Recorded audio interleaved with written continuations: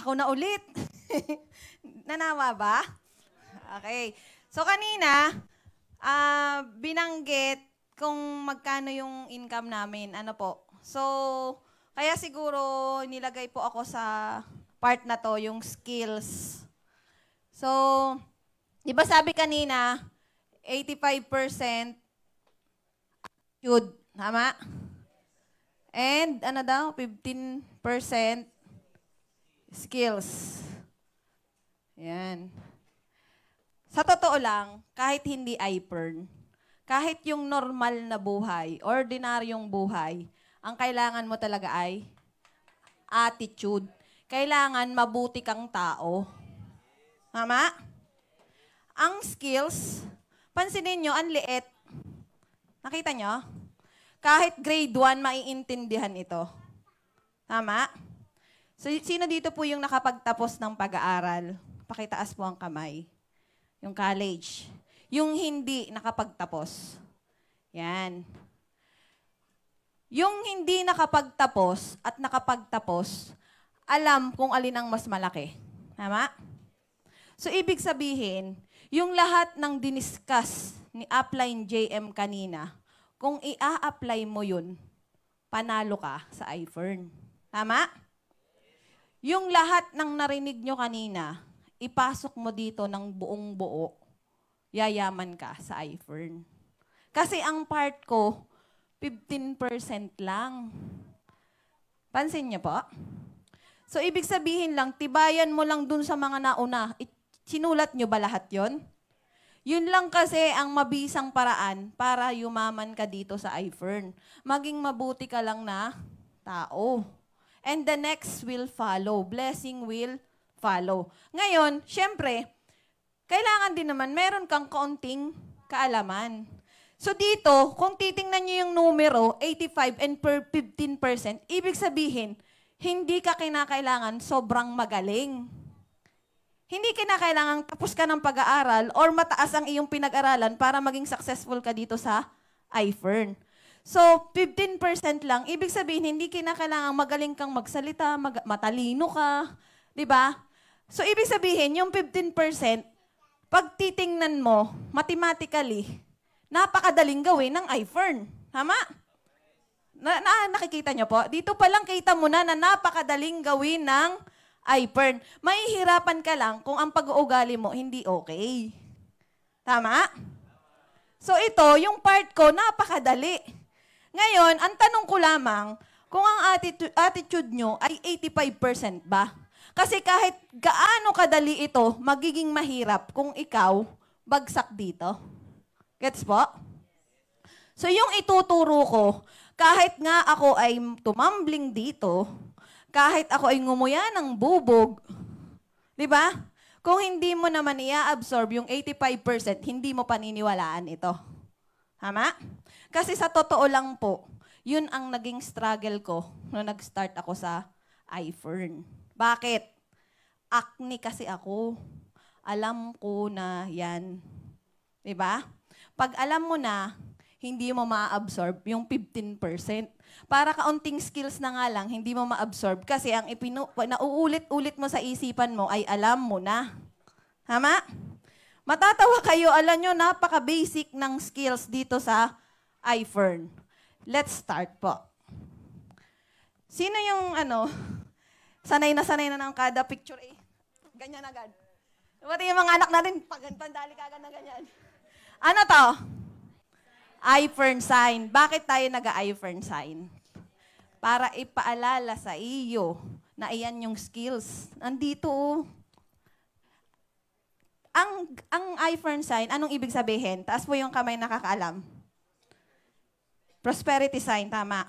Pero yan ay 3 letter E. 3 letter E. Ano-ano yon? Yun yung nakapaloob sa 15% na skills. Ano yung una? Explore. Explore. Yan yung sunod. Empower. Tama? Ano pa yung sunod? Engage mo na po bago empower. Yan. Tatlong letter E. Yan ang 15% skills. Nandyan nakapaloob. Iisa-isahin natin yan ngayon.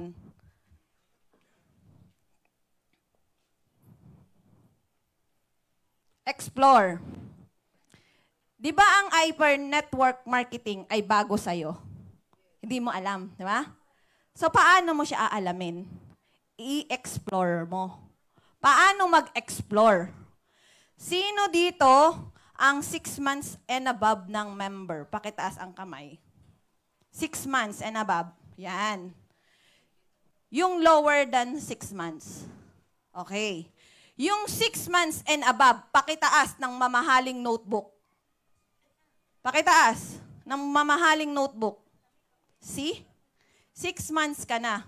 Pero ang sinabi ni upline mo, bumili ka ng pinakamahal na notebook. Ang tanong, sinunod mo ba? Nasaan?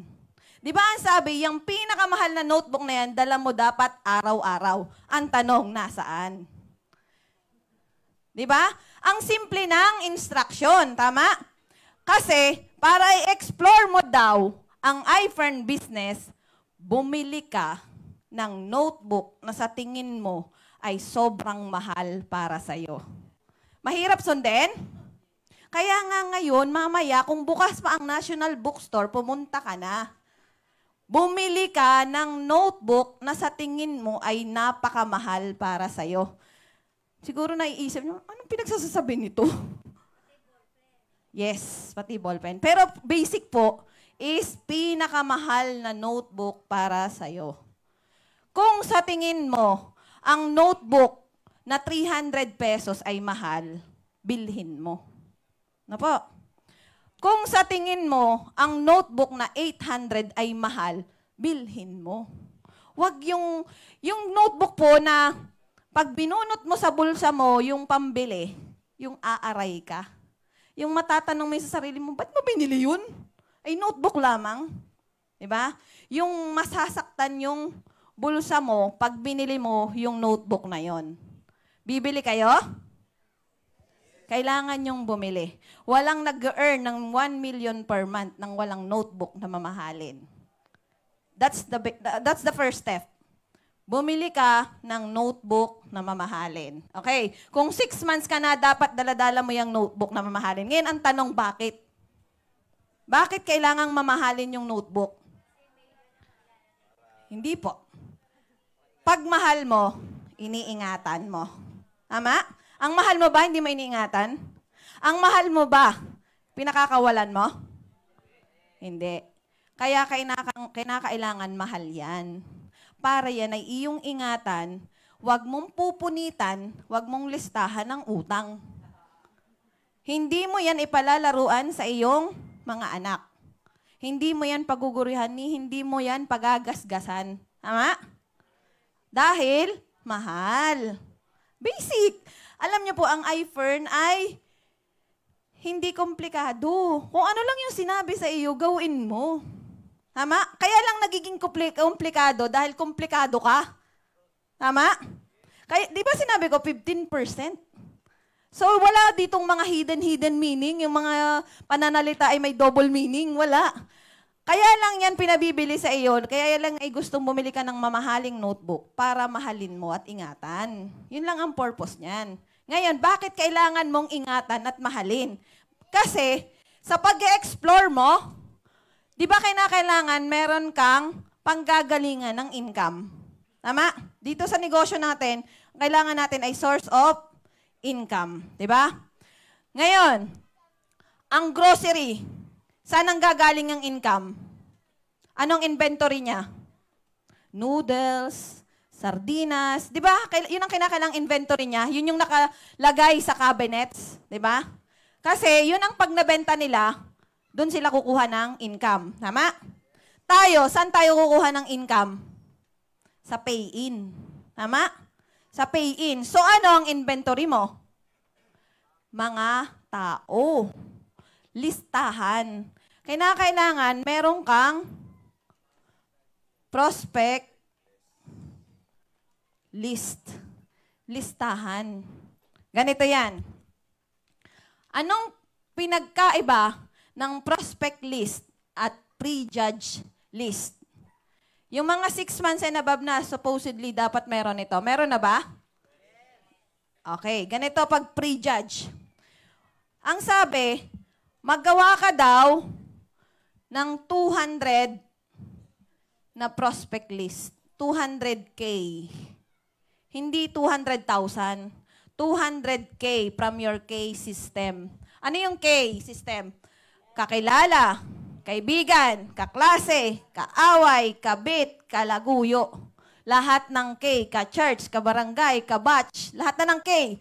Mahirap bang maglista ng 200? Madami ba? Ang iba nadadamihan dyan. Pero bigyan ko kayo ng technique paano magkaroon ng 200 na prospect list. Pag pre-judge, yung hinusgahan na, kagaya nito, punta agad kayo sa inyong phone book. Sa phone book, nakalagay dito, I, me. Naku, walang pera to. Albert, naku, negative to, hindi to sasali. Ito si Alex Red. Lista.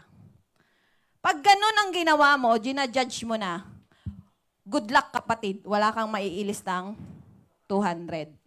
Ano ang gagawin mo? Di ba ang ipinagagawa ng apply mo, simpleng-simple, prospect list. Wala naman siyang sinabing pre-judge list. Pag prospect list, punta ka ng contacts mo, kung ano lang yung mga nakalista dyan na mga pangalan, ipaglilista mo. Abaw, I, me. Basta ilista mo hanggang sa maka 200 ka. Magugulat ka. Lampas pa ng 200 ang laman ng phone book mo. Lalo na po pag ang binuksan mo ay Facebook. Diba? Nagigets nyo po? Susundin nyo? Okay. Bakit kinakailangan mo maglista ng 200? Kasi, yung first 200 na nakalista na yan, pagpapraktisan mo sila. Praktisan sila. OJT ka muna. Lalo't baguhan ka, first network market, first time mo dito sa iFern, OJT ka. Wala namang expert agad sa una, di ba? Ang goal mo dito ay magpa-reject. Kailangan mong pakapalin ang iyong mukha. Tingnan niyo po ako. Ako ay hindi pala gala. Alam mo yung wala akong social life noon kasi gasolinahan, bahay, yun lang ang aking gawain. Ang trabaho ko lang, ang aking kaibigan lang ay ang aking asawa. Kaya nga gusto ko lagi siyang umuwi. Kasi wala akong ibang friends. Ngayon, yung kumausap ng tao, hindi ko yun forte. Dahil ako yung pikon, yung kung ayaw mo, diwag. Ganon din ba kayo? Ganon yung attitude ko noon. Kaya lang, ang sabi sa akin ng aking mga uplines, ay kinakailangan daw kumapal ang aking mukha. Alam nyo, ginawa ko, di ka sabi, kumausap ng tao. Doon sa Batangas Pier, ang biyahe ng barko dyan, hindi naman met-maya, so maghihintay ka. Ang ginawa ko, para kumapal ang mukha ko at masanay kumausap sa tao, yung lahat ng tindahan doon sa pier, kinausap ko. Bakit? Hindi naman ang purpose ay papayin yung mga yun. Ang purpose ko lang ay pagpraktisan sila at kumapal ang aking mukha. Ang sabi nga ng asawa ko ay, tay na, hindi naman sila nakikinig. O anong na-benefit ko doon? Kumapal ang aking mukha. Kasi kailangang makapal ang mukha mo para madali kang humarap sa tao. Diba? Kasi baka mamaya, gaganon-ganon ka, RBA ka, katug-katug yung paa mo kasi hindi mo pinractice. Tama?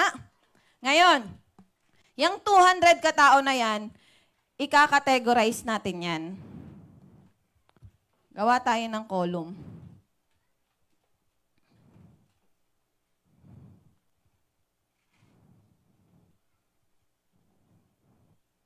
Yan.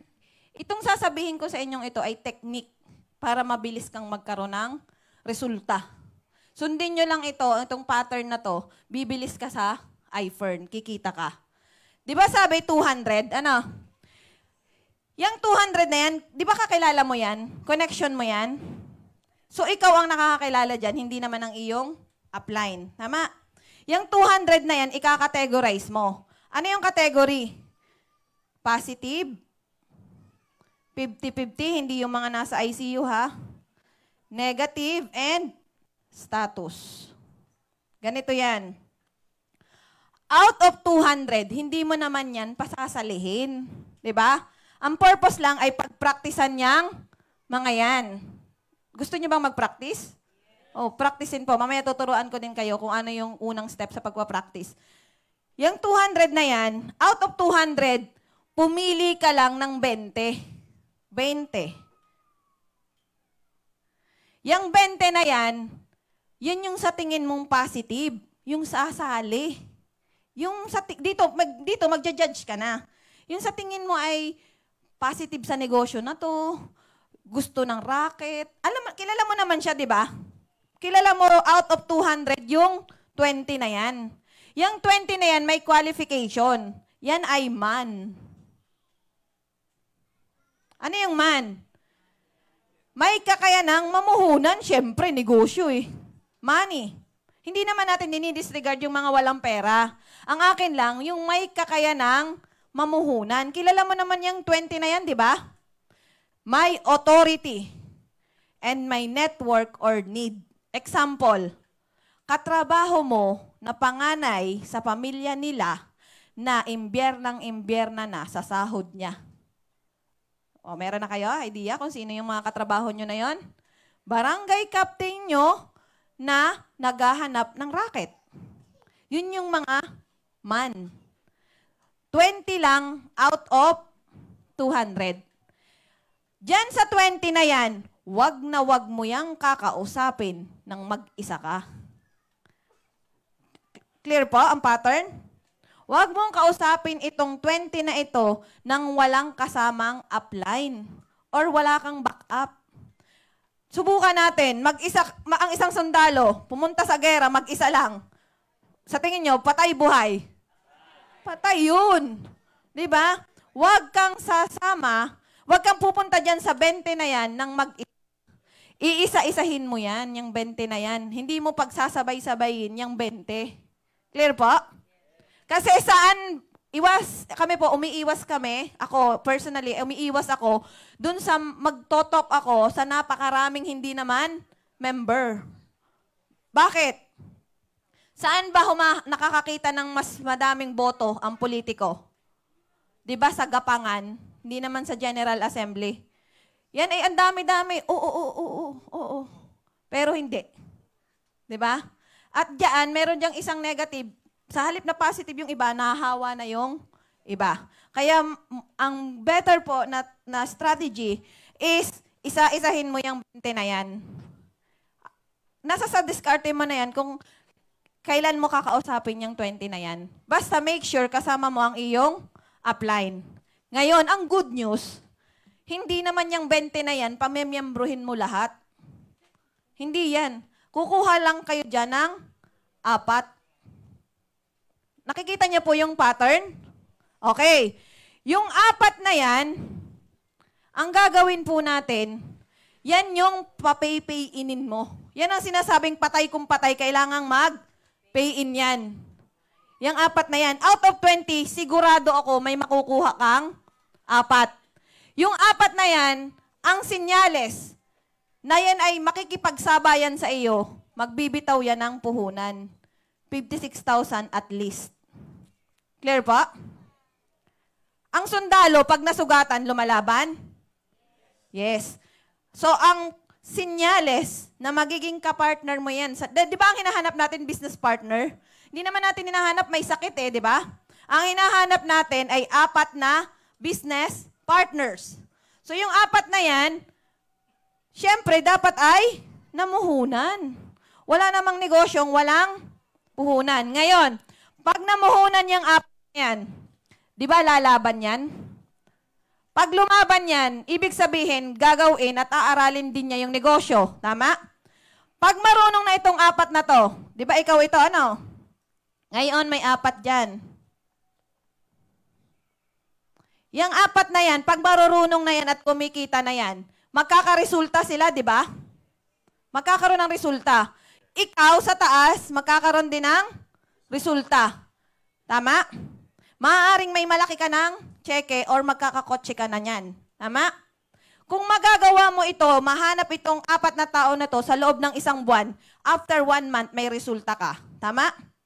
Pag may resulta ka na, yung mga alinlangang sumali, sasali na yan. Tama? Alin ang mas madami, yung alinlangang sumali o yung 20? Yung alinlangan. Pag sumali na yung mga alinlangan na yan, lalaki lalo ang iyong income or resulta. Tama? Yung mga nega, sasali na yan. Nakikita niyo po ang pattern? Sundin niyo lang yan, magiging successful kayo ng mabilis dito sa iFern. Yan lang po yung sekreto sa pagpo-prospect. Ngayon, bakit may nakalagay na status? Di ba ang sabi ko, 200 ay praktisan mo. Tama? Meron dyan, hindi naman agad sasali. Di ba? Pag kinausap mo, hindi naman sasali. Anong gagawin mo? Ilagay mo yung follow-up date. Follow-up. Dito, kung pay-in na, lagyan mo, pay-in na. Lagyan mo yung status nila para alam mo ang babalikan mo. Ito ay well-manage ang iyong prospecting. Di ba? Ito, sa 200 na to, mamamalayan mo dyan. Meron dyan na ilang beses ka nang na-reject. Kasi balikan mo lang. Ako po ay may downline na earning 100,000 per month na ngayon, ay 60 times akong ni-reject. Kaya nyo ba yung ganong klaseng rejection? 60, 2 buwan na araw-araw niya akong nire-reject. Upline Ian Abinilla. Oh, hello, Ian. 60 times. Bakit? Actually, hindi naman niya alam na nire-reject niya ako. Dahil kumpare namin sila at kumare, malapit sa kalooban namin, ayaw kong yumaman ng ako laang mag-isa. Tama? Pag ang iyong prospect ay malapit sa iyo, wag mo yang sukuan. Bakit? Mahirap yumaman ng mag-isa. Malungkot. Lalo na ang kapamilya mo ay iwan. Ngayon, ang nangyari sa amin, dahil ang turo nga ay magpa-reject ng magpa-reject, hindi ko naman siya nilalatagan na nung mga araw-araw na yon. Ang ginawa ko, after ko sa latagan, sa kanila ako home base. Doon ako magkakape. Hindi naman niya alam na siya i-prospect ko pa din. Kahit ilang beses na niyang sabi, hindi ako sasali dyan. Ano ika ako, pagtitindahin mo nang parang magsisismore? Oh. Hindi para siya ay i-prospect pa ng time na yon. Nandun lang ako, kaming mag-asawa, update lang sa kanila. Hanggang sa sila na yung tusang nag-pay-in. Kasi naku-curious na sila dahil araw-araw namin ginagawa yung iFern. So, sa 200 na ito, pag nalampasan mo dito, itong 200 na to, ang magpa-reject ng magpa-reject, ang ma-reject ay hindi mo na halos pinapansin. Ito yung iyong pinakang training ground, yung 200 na yan. Clear po? Ngayon, sino dito yung pagka-pay-in, ang nasa isip ay, tara, tayo sa Mindanao, doon tayo. Taga Luzon, pero doon sa Mindanao, doon sa Cavite. Ang lalayo ng gustong puntahan. Sino yung ganon? Excited? Yan. Meron tayong technique din po sa pagpo-prospect. Yung tinatawag natin na coil. Yan. Spiral method. Pag magpa-prospecting ka, dito lang muna sa malapit. Di ba yung nagpa-practice ka lang? Sosyal ka naman, gusto mo pang doon sa ibang lugar. Mamamasahay ka pa, nagpa-practice ka pa lang. Clear nyo po? Nagigets po? Unahin mong kausapin ang kapitbahay mo, mga kapatid mo, mga kamag-anak mo, magpa-reject ka ng magpa-reject sa mga yan. Kasi, once na yumaman ka, hindi ka na nila pwedeng sabihan na hindi mo man lang kami sinabihan yan. Ako'y kapitbahay mo lang, hindi mo man lang ako nasabihan. Di ba? At take note, nagpa-practice ka lang naman, di ba? Tama? Ay paano kung yung pagpa-practice mo na yan, napapayin mo yung 4, kapitbahay mo lang pala. Punta ka ng punta kung saan-saan lugar, hindi mo pa naman pala nakakausap ang iyong kapitbahay. Maya-maya mamalayan mo, pay-in yan sa iba. Clear po? Okay. Next, prospecting.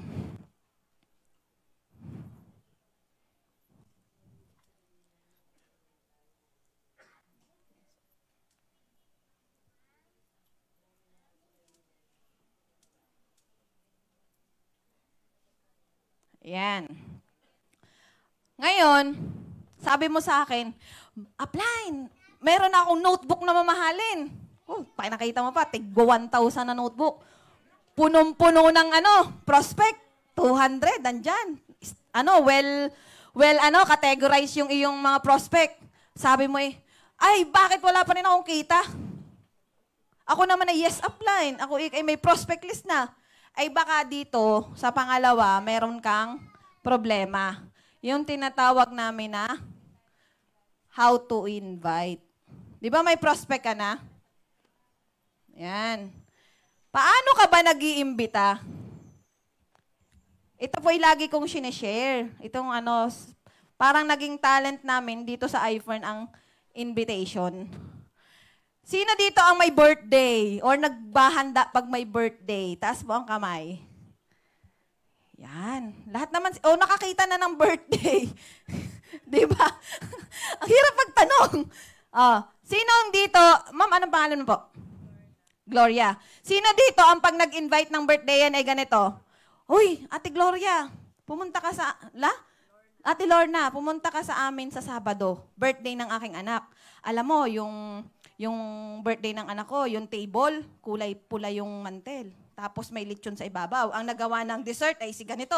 Ang magsasalita ay si Kapitan. Ganun ba kayo mag-invite? Hindi. Diba? Pero sa iFern, paano ka nag-i-invite? Kasi baka, pag iimbita mo pa lang, diniscuss mo na. Diba? Diba pag mag-iimbita, anong kailangan lang natin? Yan. Date, time, place. Tama? Di ba sabi kanina, excited? Dapat? Pag naglalatag ng negosyo. Ganito, pag mag-iimbita ka, mag-invest ka naman sa load or pantawag. Huwag mong i-text.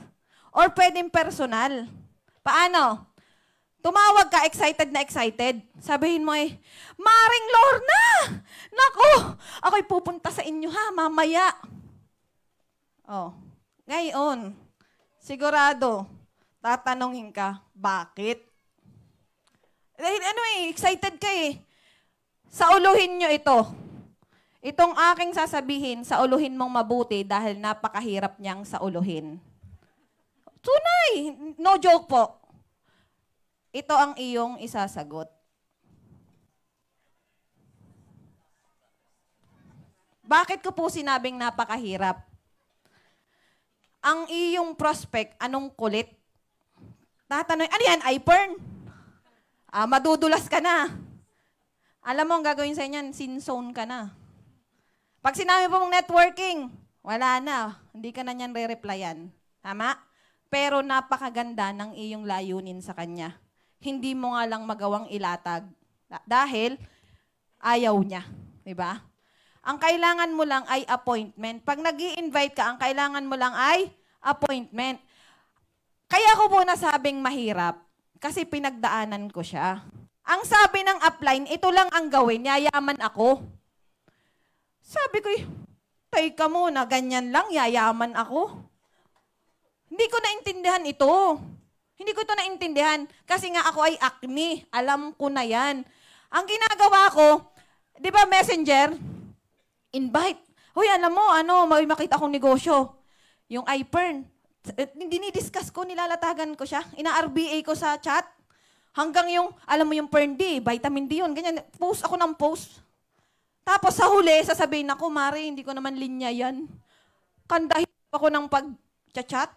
Tapos sa dulo, hindi ko naman yan linya. Bakit? Dahil mali ang aking prosesong ginawa. Ang sabi ng upline ay ito lang. Buti na lang ang asawa ko magaling mangopya. Nagtataka ako sa kanya, ang dami niyang naiimbita, ay arila ang ginagawa. Sinaulong mabuti itong word na basta.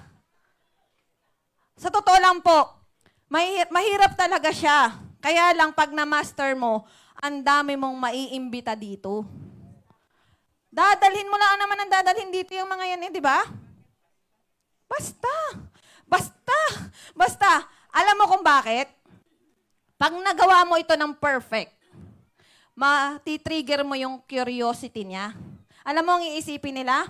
Kaya ikay pupunta doon, it's either may problema ka, kukunin mo silang ninong ng iyong anak, or mangungutang ka. Basta maglalaro na ang isipan ng mga yan. At ang maganda pa nito, kung yan ay talagang kaganyan mo, kumparing tibay mo or kumaring tibay, pagdating mo doon, may nakaredy pang pulutan. May barikin pa. Tama? Oh. Kaya, ito lang po, maniwala kayo o hindi, it depends upon you. Ito ang magpapayaman sa'yo. Basta. Sauluhin mo yan.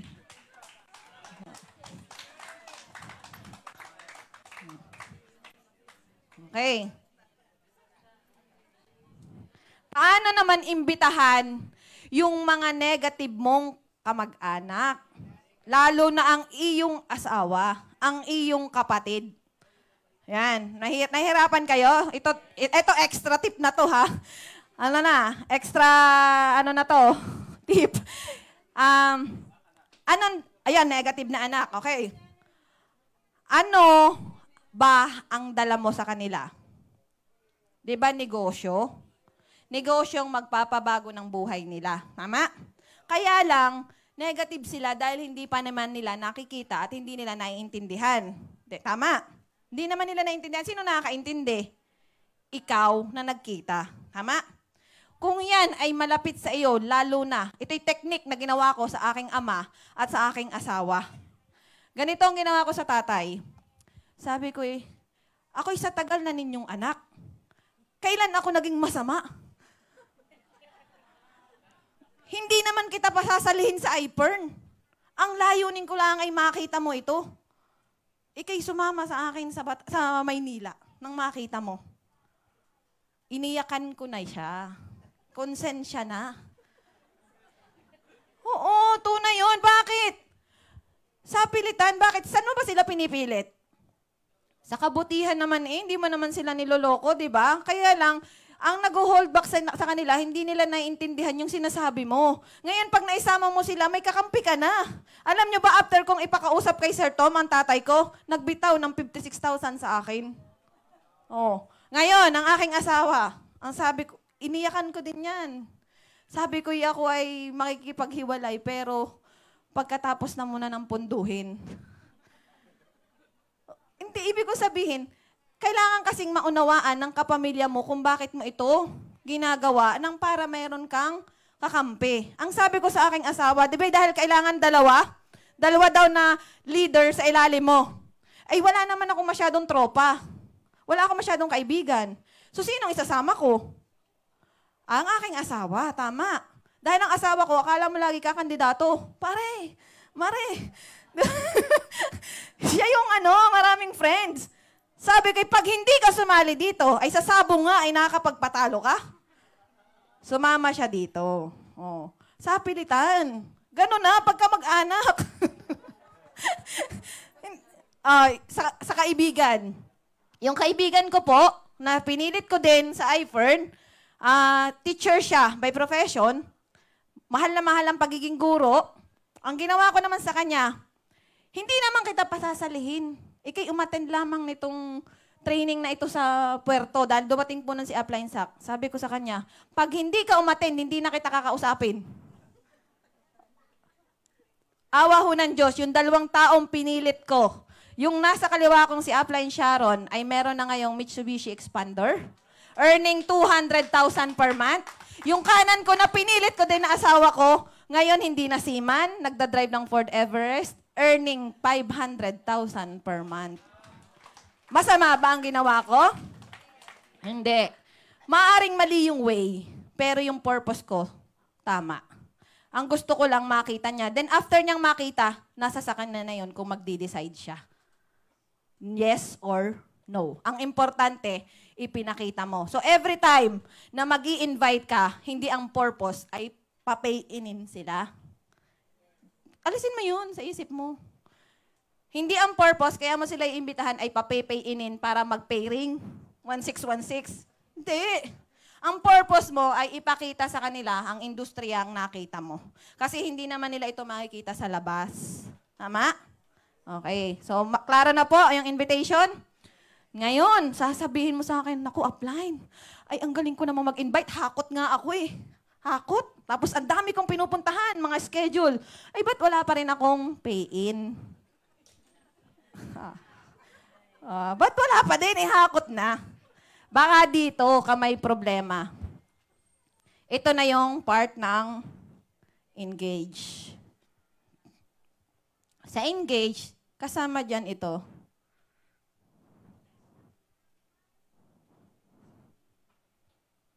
Ano pag sinabing rule? Batas. Ito ang batas ng network marketing. Pag hindi ka pumasa sa batas na ito, wala kang pay-in. Ano yan? Ganito yan. Ang A, advisor. Ang B, bridge. Ang C, kliyente. Sino ang bridge?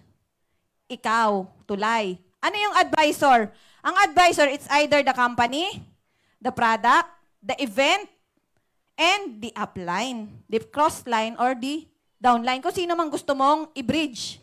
Ngayon, kung ang sinabi sa inyo ngayong araw na ito Ate Lorna, pumunta ka sa FCC, November 9. Magkwekwentuhan tayo doon. Pupunta ka? Hindi, yung magchichismisan tayo doon sa FCC. Pupunta ka? Ganun ang sabi sa... Sino ba nag-invite sa inyo? Sino nag-invite po? Sino nag-invite sa inyo? Yan. Anong sinabi ng ng inyong kapatid? Di ba ang sabi, umattend ka, mag-training ka, matututo ka? Yan. Yan. Walang time. Okay.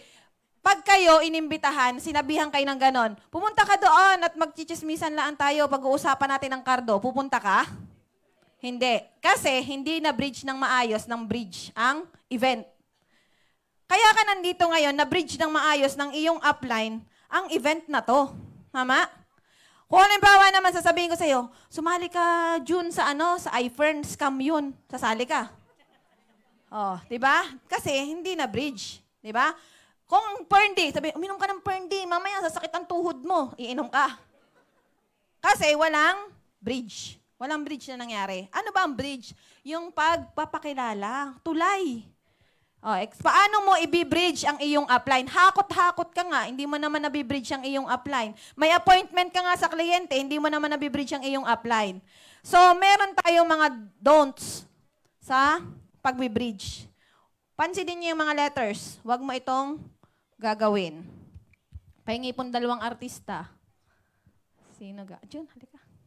Upline June. Yan. At si upline. Yung Sinet. Upline Sinet. Yan. Dito. Ano mo na? Mango. Associate ka. Ikaw po up. Ganito. Halimbawa, ito yung kliyente. Tingnan niyo yung letters ha. Maliliit, di ba? Paano mo ipakikilala ang iyong upline sa iyong kliyente? Ito yung mali. Wag na wag mong gagawin. Ha? Pag ito ang ginawa mo, wag kang umasang may pay-in. Ha? Klaro tayo ha? Ito si upline, Shinet. Ito ang aking kliyente, si June Malyari. Sabi ko, ay, paring June. Ari nga pala si upline Shinet. Upline Shinet, si paring June. RBA mo na. Tama? Mali. Okay. Yan muna. Huwag kang alis. Yan. Mali yan ha. Pag gano'n ang ginawa mo, walang pay-in. Okay. Ito pa. Sino ang bida? Si Bridge. Ganito yan. Paring June. Ari nga pala si upline Shinet. Upline Shinet, si paring June. Hoy, alam mo pare, naku, ang ganda ng negosyong ito. Kumita na ako ng malaki dito. Kita mo yung kotse na nandyan. Akin yan. Anong ginawa mo kay upline? Sinama mo pa. Magaling ka pala. Tama? Huwag mo na lang isama. Kung iyong sarili mo din ng iyong sarili, ang iyong i-bridge. Yung ikikwento mo pa, ay, alam mo, dati, ganyan. Ikaw pa ang naging bida. Mali po, ha? Okay. Bakit sinasabing mali? I-discuss ko po maya-maya. Ito pa. May mga times na napakayaman ng kliyente. Di ba? Mas mayaman pa sa iyong upline. So, wag na wag mong gagawin ng ganito. Upline Shinet. Ari nga pala si Paring Jun.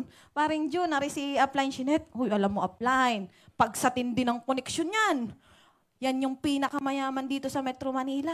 Kita mo yung mga lupain na yan. Kanya lahat yan. Ano nangyari? Sino na bridge?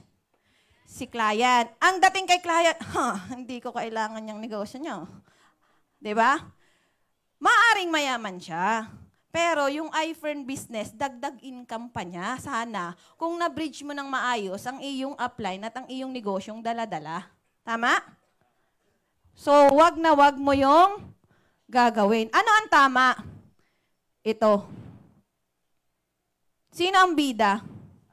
Si upline. Ganito yan. Swerte or mas madali kung ang iyong upline ay may resulta. Yung resultado, nagkakotse na, kumikita na ng malaki dito, kagaya ni upline Shinet. Ganito yan. Upline Shinet, si Paring Jun. Ganituhin mo na kung pare mo Paring Jun, grabe yung kasama ko na yan. Alam mo ba, sa iPern, dito sa negosyong daladala ko sa'yo, 200,000 ang kita niyan. May kotse na yan. Tapos, team builder na yan. Buti nga't naisama ko yan. Oh. Si Paring Jun mo magtataka sa'yo. Tama? Ngayon, madali kapag may resulta si upline. Pero paano pag wala pang masyadong resulta? Diba? Halimbawa, wala pang income masyado. Halimbawa, 10,000 pa lang ang income. Ano? Halimbawa, 10,000 pa lang, then hindi pa associate, wala pa masyadong resulta. Ganito. Paring Jun, ari nga pala si upline Shinet. Upline Shinet, ari nga pala si Paring Jun. Huy, alam pare, kita mo yung kasama ko na yan. Kung di ko bayaran ng oras niyan, ay sa tindi ng schedule niya, nagpasama lang ako para mais-discuss ko to sa iyo. Ay hindi pa ako masyadong marunong dito. Ay ito, grabe yan, expert yan sa pag-discuss ng negosyo. Nagyabang ba ako? Wala. Wala akong niyabang. Kasi sa totoo lang, yung upline mo, yan ang nakakaalam ng negosyo, hindi ikaw. Tama? Ngayon, kung ang income niyan ay 10,000, pwede mong sabihin, alam mo yan si upline? Ang income niyan, kulang-kulang 50,000. Sinabi ko, kulang-kulang. May sinabi ba akong sinungaling? Diba? Kasi dito sa iPern, bawal ang sinungaling. Oh, sinungaling ba yun? Hindi naman niya tatanong, magkanong kulang? Oh, may malupit akong downline, kaya ngayon talaga ang bilis niya. Sabi, 1,2 pa lang ang income. Ang sabi, ang income nito, kulang-kulang 50,000. Magkano ang kulang? 48,200. Ay, 800. Oh. Anong nangyari doon? Naging proper lang yung bridging.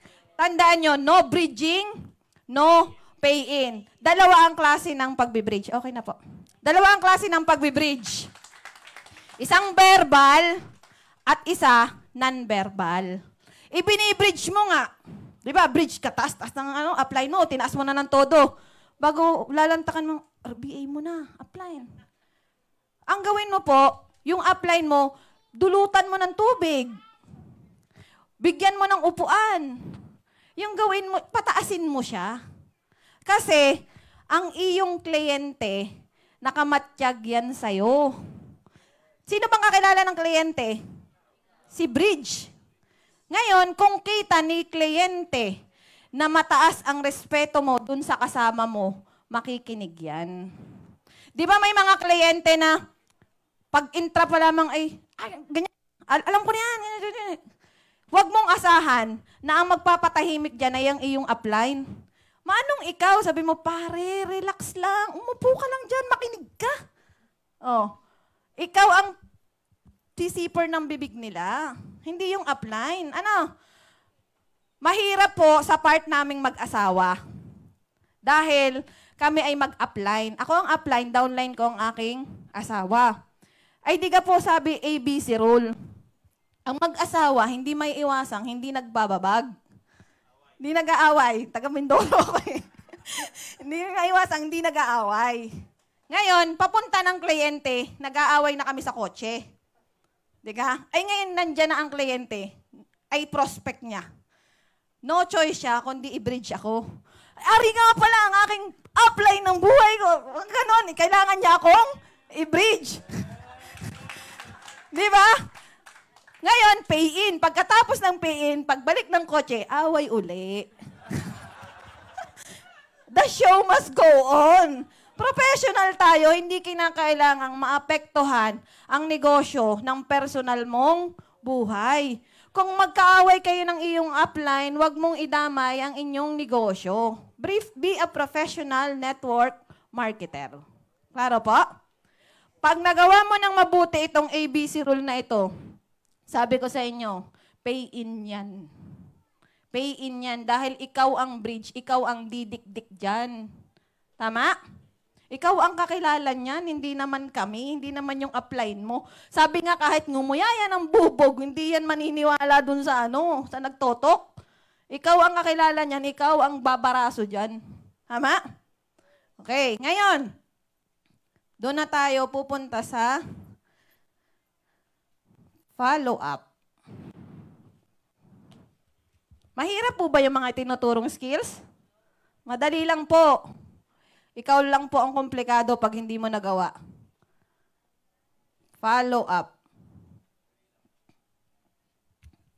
Paano ba mag-follow up? Pag nagpa-follow up, kagaya nun, halimbawa, ayan, may 24-hour rule. Ayan. Paano ba magpa-follow up? Pag ikaw, pupunta ka sa ibang bansa, magtatrabaho, halimbawa, sinabi ni Upline GM, Canada. Pupunta ka ng Canada, magtatrabaho ka doon. Ngayon, wala kang kakilala doon. Anong nararamdaman mo? Natatakot ka, nag-aalinlangan ka. Tama? Nag-aalinlangan ka, may mga holdback ka. Ngayon, kung meron kang kakilala doon na nagte-text, huy, anong oras ng flight mo? Magdala ka ng suman ha, magdala kang tuyo. Diba? Excited yung nandoon na ikaw ay dadating. Tama? Anong magiging feeling mo? Excited ka at kampante ka dahil ang pupuntahan mo may kasama ka. Tama? So, ganun din ang gawin mo dito sa iFern. After malatagan, i-follow up mo within 24 hours. Ipaunawa mo sa kanya na may kasama siya dito pag ginawa niya itong negosyo na ito. Huwag mo siyang iwanan na nakaganon, naka-float. Ikaw ang mag-text dyan, hindi ang iyong upline. Ang magpa-follow up dyan ay ikaw, dahil ikaw ang kakilala. Tama? Kami po sa grupo namin, after ng talk, sisikuhin ko na yung bridge. Pag gumano na ako, ibig sabihin nun, barasuhin mo na. Dikdikin mo na. Alam mo, sasabihin na ng bridge, sumali ka din kaganda magnegosyo. Ay, yung mga salita na, arigang, pagmumukhang ari, ikay lulukuhin. O, ang sasabi nun ay yung bridge. Hindi ikaw, kahit gumanyan ka doon, hindi ka paniniwalaan, dali ka naman, kakilala. Ang kukumbinsi dyan ay yung bridge. Yun ang didikdik ng todo. Yun ang magpa-follow up ng todo. Ngayon, kapag naman yung meeting, yung RBA, after ng RBA, yung mga talk, meron tayong tinatawag na MAM. Meeting after meeting. Pagkatapos ng mga RBA or ng mga ND or event, any event, CZEL, meetingin mo yung grupo mo. Tanungin mo sila kung meron ba silang hindi naintindihan, meron ba silang gusto pang unawain. Ang tawag doon, meeting after meeting. Ano po? Then, ngayon, anong mangyayari kapag hindi sumali? Reject. Kasi tanggapin mo ang katotohanan, ang negosyo natin ay may rejection. Tama? Rejections. Anong gagawin mo pag na-reject ka? Iiyak ka? Next lang ng next ng next. SW3. Some will join, some will not. So what? Next. Next, next, next, next. Pagpraktisan mo sila. Mag-practice kang ma-reject. Parte ng hanap buhay natin yan. Kaya nga po, sa grupo po namin, ang practice po namin, mag-practice kang mag-RBA sa tapat ng electric fan. Electric fan, para no, sanay na sanay ka. Ngayon, na-reject ka ng kumpare mo. Ay, pare, mare, hindi naman talaga ako dyan eh. Ay, sa loob-loob mo eh, i-reject mo lang. Electric fan nga eh, hindi umubra sa akin eh. Di ka? Pero mag-practice ka din naman dun sa natango. Aboy, wag naman puro yung electric fan. Mag-practice ka din sa natango. Ano? So, ang rejection, parte yan. Wag mo yang susukuan. Alam nyo ang kapalit lang ng ang katapat ng rejection? Yung deepest why. Yan lang. Pero kung mahina-hinayang sinasabi mong deepest why, bibigay ka sa rejection. Lalo na kung malapit sa iyo, tapos ni-reject ka, ang sakit. Sa totoo lang, hindi naman yung rejection ang masakit. Ang masakit ay yung ego mo. Yung pride mo, natapakan. Pero kung sanay ka, wala ka ng ego, wala ka ng pride, mani-mani na sa iyo ang rejection. Kaya nga, di ba, 200, mag-practice kang ma-reject para mawala na yung ego na yan at nawala na yung pride chicken na yan. Di kaya yaman dyan. Eh ano kung i-reject? Tama? Hindi naman natatapos doon sa mga nag-reject na yan ang iyong pangarap, di ba? Tandaan mo, 200 ang kakausapin mo. Kung na-reject ka ng 4, ilan ang iyong kakausapin pa? 196. Kung wala kang prospect list, susuko ka sa 4. Kasi ang iisipin mo, wala na akong kausap, wala na akong makita, wala na akong mapasali. Pero dahil may 196 pa, excited ka bukas, marami ka pang kakausapin. Tama? So, napaka-importante nun. Yung rejection, deepest why lang ang katapat niyan. Example, ako po ay na-reject. At matindi ang rejection na nadanasan ko. Ako'y pinalayas sa compound. Ganun no, kasi talaga ako kakakulit at kakapal na ng mukha. Ay, sobrang kulit. Ay, ayaw nga ng kliyente. Tapos hindi pa ako na-bridge ng maayos. Hindi ako na-bridge ng maayos. Then, meron akong word na nabanggit na na-offend. Ay, di ang sabi sa akin, I'm not interested. Aalis ka ba o ipakalakalagkad kita? Iyak po ako noon. Iyak. Bakit? Kasi that time, hindi pa ako masyado nang engage sa iFern. Wala pang masyadong training. Iyak ako noon dahil ang point ko noon may-ari ako ng 4 na gasolinahan.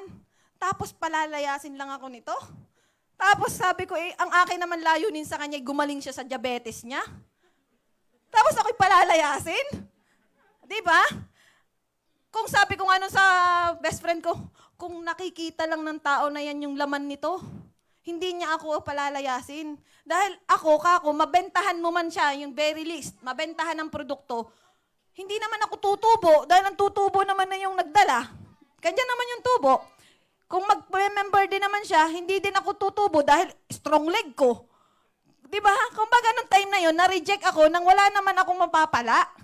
Tama? Then, hindi lang basta, hindi simpleng rejection ang ginawa sa akin. Ipinagtabuyan ako na parang hayop. Magaling pa nga yung aso. Supi.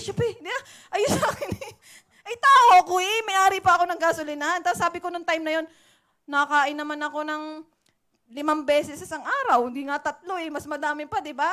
Ang ginawa ko nun, pinunasan ko yung luha ko, itinago ko yung pag-iyak ko na yan. Kasi, after ko doon kasi, makikita ako ng aking asawa ay nega. Hindi niya ako pwede makitang umiyak. Ay, mapagmatsyag yan, kita niya pukto yung mata ko. Sabi niya, Rhea, ba't umiyak yan? Sabi ko, hindi ako umiyak. Kasi pag nalaman niya, lagot, hindi na kami papayagan pumunta ng Kalapan.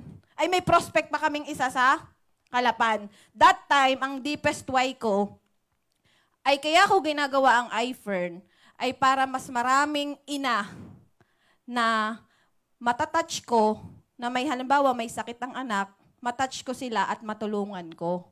Yun ang deepest why ko that time. Kaya kahit ako'y pinalayas nung araw na yon, pahid ng luha, diretso uli sa Kalapan, kumausap uli ng tao. And that day, that same day, na-meet ko yung may leukemia sa Kalapan, and ngayon po, dineclare siya na free ng leukemia dahil nung Fern din na nadala namin. Hindi yun para sa income. Dalawa kasi ang purpose ko sa iFern. Hindi lang puro income, kundi makatulong sa kapwa. Yun ang aking deepest why. Na hanggang sa na-shift na, kagaganon ng ganon. Maganda kasi yung intention. Pag pure yung intention mo, malaki ang kapalit. Blessing will overflow. So, hindi pa yun ha. Best friend ko pa nung high school. Nireject din ako. Ganon din. Scam yan, Cecil. Umalis ka na, umalis ka na. Kamot sa ulo. Uwi ng puerto. So, hindi ka pababagsakin ng kahit na anong rejection kung matibay ang iyong deepest why. That time, nung ako'y palayasin, deepest why lang ang meron ako. Wala pa ako nung training. Nakigets niya pa? Hindi ko pa alam to, mga skills na yan, attitude na yan. Ang meron lang ako that time ay deepest why. So, kaya sabi ko sa inyo, hanapin nyo ito pag-uwi. Pantapat yan sa rejection. Klaro pa? Yan, ngayon.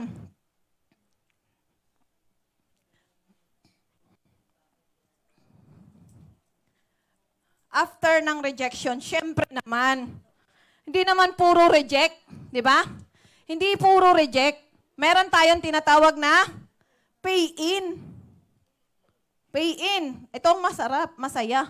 Pay-in. Ibig sabihin, pag may nag-pay-in, meron kang mababago ang buhay. Tama?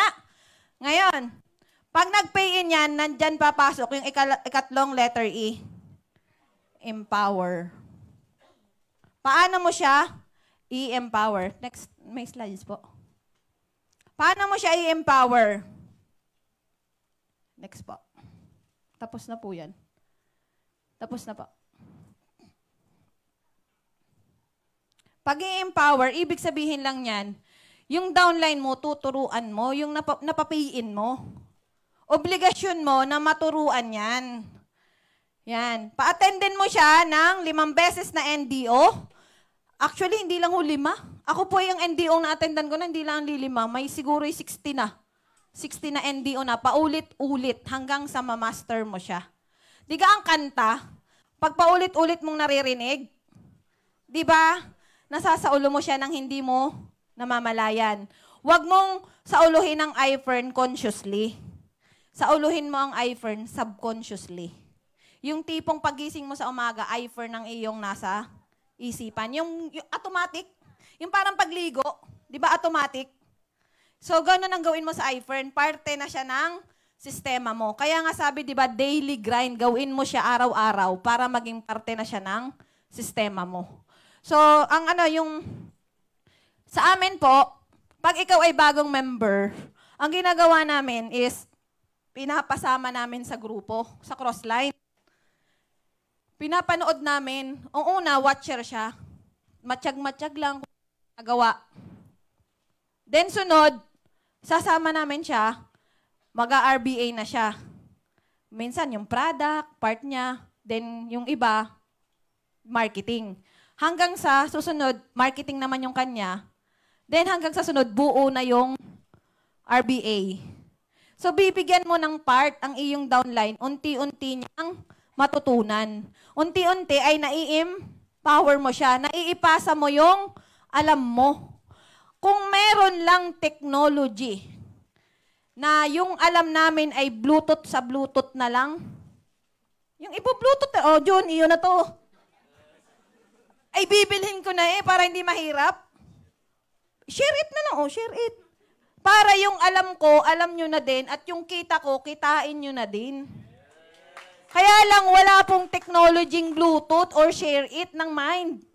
Ang meron lang, kopyahan. Paano mo yan makokopya? I-record. Diba? Every time na may nag-RBA, every time na may event, or may nagme-mentor, i-ready mo na yung cellphone mo, record. Tapos sa gabi, yan ang iyong sounds. Hindi naman for the purpose na sauluhin mo yan. Kaya lang pag every time na naririnig mo, nasasaulo mo talaga siya. Without knowing.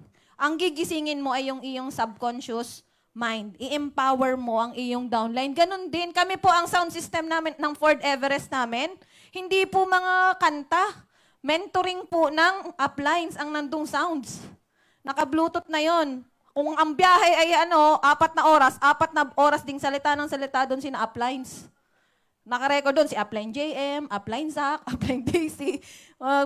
Kung totoo na madadapa pag binanggit ang pangalan, matagal nang sungaba ang aking mga uplines. Alam niyo yung sungaba? Hindi. Taga Mindoro po ako. Okay. Ngayon, ganun lang kasimple. Empower mo lang sila para lumago yung network mo. Ngayon, sinong nakakita na ng building?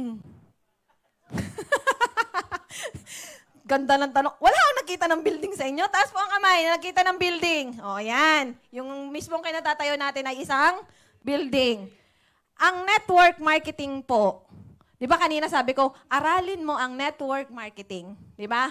Simple lang po ang networking. Ang networking ay parang nagtatayo ng building. Yan. Ang building, di ba bago itayo, nilalagyan ng pundasyon. Sa networking, di ba sinabi ni Upline JM kanina, knowledge. Knowledge ang pundasyon sa part mo. Part mo at part din ng iyong downline. Kaya lang, ang bubuuin natin kasi ay di ba network, building mo. Ngayon, kung meron kang building, kailangan may pundasyon. Sino ang pundasyon mo? Yung downline mo. Tama? Yung 4 mong general. Di ba kanina may binanggit ako, yung 4? Naalala nyo? Yung 4? Ayan. Ito yan. 4 na haligi. Yan. Yung 4 na haligi na yan, yan yung kaibigang A, B, C, and D. Tama? Pag huhukay ka ng malalim na pundasyon, alin ang madaling panghukay? Pala o bakho? Bakho. Ngayon, yung 4 mo na yan, gawin mo silang bakho. Paano sila magiging bakho? I-empower mo. Ituro mo yung alam mo. Hindi tayo pwedeng maging madamot dito sa iFern, lalo na sa knowledge. Yung kaibigang A mo na yan, di ba may 3 yung kaibigan? May 3? Si X, Y, and si Z. Tama? Magkakaroon yan. Ganito ang ating concept sa network marketing kung gusto mong maging matagumpay dito. Si A, turuan mong matutong turuan si X, na matutong turuan si Y, na matutong turuan si Z. Ito ang favorite line ko from Upline Daisy. We are not creating followers. Di naman tayo kulto. We are creating leaders.